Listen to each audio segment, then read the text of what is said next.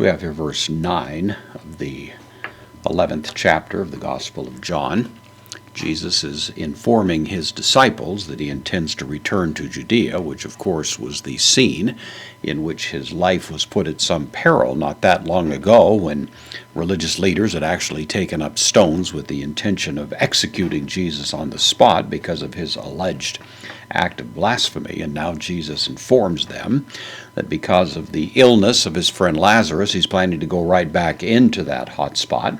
And they, of course, have objected that this may not be the wisest course of action. And Jesus now gives this very interesting response that we find here in verse 9. Apokrithe, from apokrinomai, means I answered, deponent verb. It is here the third person singular, aorist active indicative. So he answered, the subject of the verb, Jesus. Jesus answered, uki.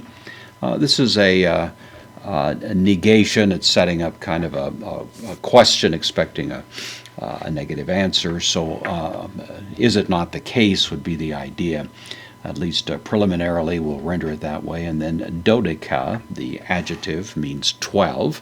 Here it's modifying the word horai from hora, means an hour. This is the nominative, plural, of this feminine noun. So are there not 12 hours? And then asen, this is the third person plural, present active indicative. It's the from a me, I am. So there are there not 12 hours? Tes, the genitive, singular, feminine article, of the, so the genitive there, hemeres, of the day, the genitive of hemera, the word for day. Our English word ephemeral, and other words related to that come from this word. Lasting only a day is the idea there. So Jesus answered and said, are there not 12 hours of the day? Ian means if. It takes the subjunctive as we find it here. So if, indefinite pronoun tis, if someone or anyone. Peripate, from peripateo, means to walk, I walk. This is the third person singular, present active subjunctive. So if anyone walks, in, preposition takes the dative, in te hemera, in the day. Of course, this word is the same as we had back here. So if anyone walks in the day, meaning in the light of day, ou proskopte. This is the most unusual word in this sentence, proskopto. Kopto is a word that meant to chop, as in chopping down a tree. It implies some kind of impact, therefore. Proskopto would be, therefore, used idiomatically as to chop something, in a sense, with your foot or with your toe, you know.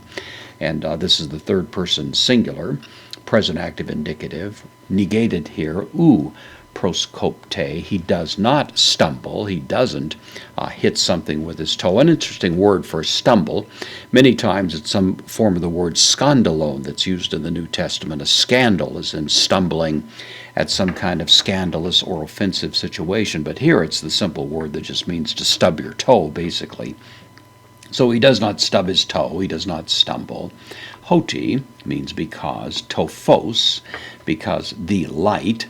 To cosmo, the light of the world. Tutu, the demonstrative pronoun and the genitive, singular, masculine, going along with cosmos, so the light of the world, this world specifically. Speaking here, in a sense, parabolically, the light of this world, blepe, so that by the light of this world he sees. So he sees according to the light of this world. And in a sense, Jesus is analogizing, of course, to the idea that as long as we are working in the light of God's provision for us, we equally are able to avoid stumbling. It is really kind of a strong encouragement for people to be about God's work in spite of what may appear to be the perils that are presented thereby, because, of course, in the light that is provided by God, there is some great protection that is afforded as well.